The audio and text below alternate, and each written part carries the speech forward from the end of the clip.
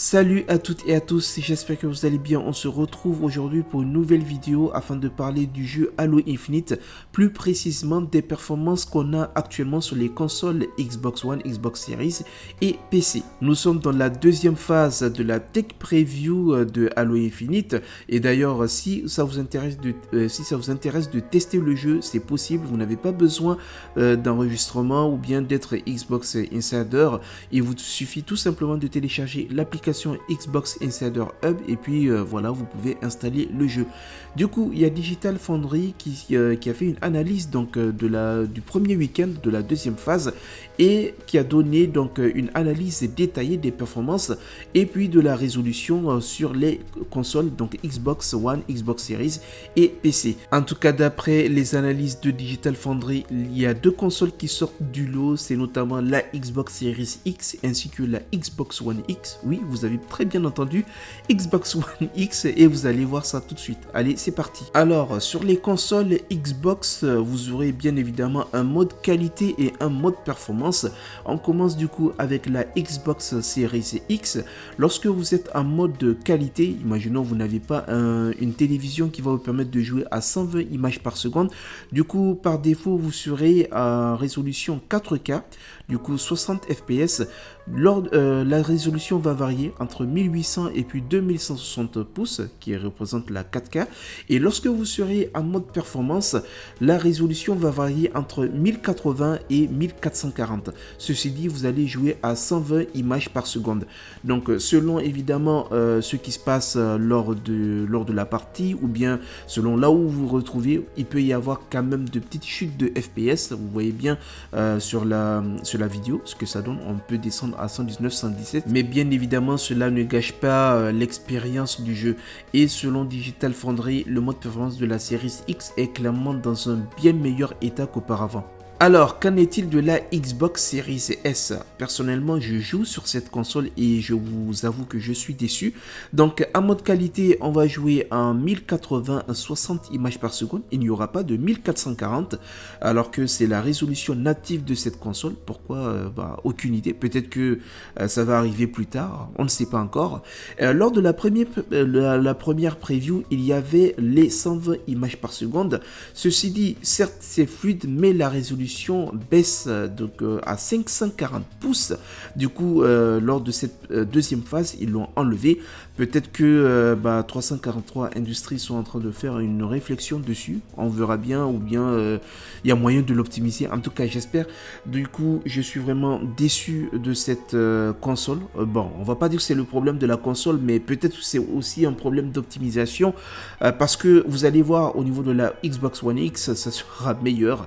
Donc j'aurais quand même bien aimé avoir au moins les 1440 pouces parce que c'est la résolution native de cette console, même si c'est à 30 images par seconde ou bien 60 images par seconde, et comme ça en mode performance avoir les 1080 120 fps. Bon, c'est pour le moment, c'est ce qu'on a comme info. J'espère que 343 Industries va améliorer cela. Mais si le jeu sort à 1080 60 fps, ça serait bien dommage de ne pas avoir les 120 sur cette console. On passe ensuite à la Xbox One S qui est la version la plus contestée. En tout cas, c'est moins impressionnant. Il n'y a pas quelque chose de fou. Donc, vous allez jouer à 1080 30 images par seconde. Il y a même quelques déformations de terrain. Il y a des images qui sont absentes et ainsi de suite. Bref, voilà. Il n'y a pas grand chose à dire sur cette génération. En tout cas, le jeu quand même reste jouable, mais vous serez désavantagé en termes d'expérience évidemment, et puis le nombre d'images par seconde. Donc sur les autres consoles, ça sera plus fluide que sur la Xbox One S. Mais voilà, c'est toujours agréable de pouvoir jouer à Halo Infinite. On passe maintenant à la Xbox One X qui est vraiment la grande surprise de cette série de tests. Je regrette même d'avoir vendu ma Xbox One X quand je vois ça. Du coup, lorsque vous allez jouer en mode qualité, vous allez jouer en 4K comme sur la Series X, jusque vous allez jouer à 30 images par seconde, donc alors que sur Series X c'est 60 fps. Et lorsque vous serez en mode performance, vous allez jouer entre 1080 et 1440, donc ça va dépendre de ce qui va arriver. En tout cas, peut-être pendant que vous êtes en train de jouer, il y aura trop de joueurs ou bien selon votre position sur la map. Et c'est pareil pour la Series X, là aussi ça va fluctuer entre 1080 et 1440, sauf que sur Series X, vous serez à 120 fps, mais sur la Xbox One X, vous serez à 60 images par seconde. Du coup, ce qui veut dire que en termes de texture et puis en termes de performance, c'est beaucoup mieux que la Xbox Series S. Ce qui est dommage. Donc, cette console vraiment pointe du doigt la Xbox Series S. Alors, qu'est-ce qui arrive? Qu'est-ce qui se passe? On ne sait pas. Donc, on verra bien. J'espère que cela va être réglé. En tout cas, concernant la Series S. Parce que je trouve que ce serait bien dommage qu'il n'y ait pas de 120 fps sur la Xbox Series S. Si c'est le cas, cela veut dire que les joueurs qui seront sur Xbox One X auront une meilleure résolution et une meilleure performance que sur Xbox Series S. Alors, je pense que c'est bizarre quand même pour une console next-gen. Dites-moi vous ce que vous en pensez. Alors, je ne sais pas. Est-ce que c'est un problème d'optimisation ou bien c'est une question de matériel? Voilà. On verra bien. Enfin, on passe à la version PC qui est d'ailleurs la version la plus préoccupante.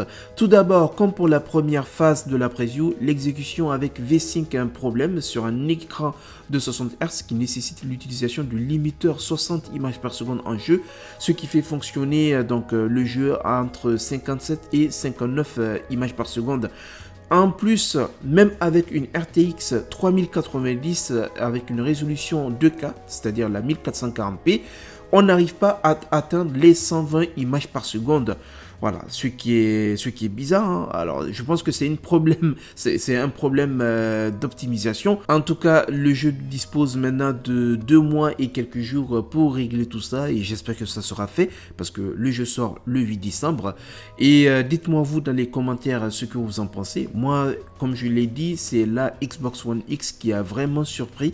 Et elle pointe du doigt la Xbox Series S parce que imaginons qu'il n'y ait pas de 120 images par seconde sur la Xbox Series S.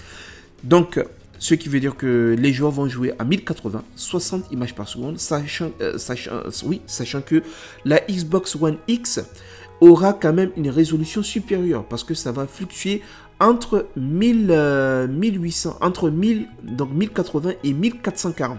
Donc, on aura de meilleures textures, meilleure résolution sur une Xbox One X qui est une version old-gen, alors que sur la Xbox One S, sur la Xbox Series S plutôt, ça sera limité 1080, ce qui est fort dommage. Bon, on verra bien ce que ça va donner d'ici là, en tout cas avant la sortie. J'espère que tout sera bien peaufiné et puis tout sera bien amélioré. Sur ce les amis, c'est la fin de la vidéo. J'espère qu'elle vous a plu. On n'oublie pas bien évidemment de s'abonner, de mettre un pouce bleu. Et puis on se dit à la prochaine. Salut!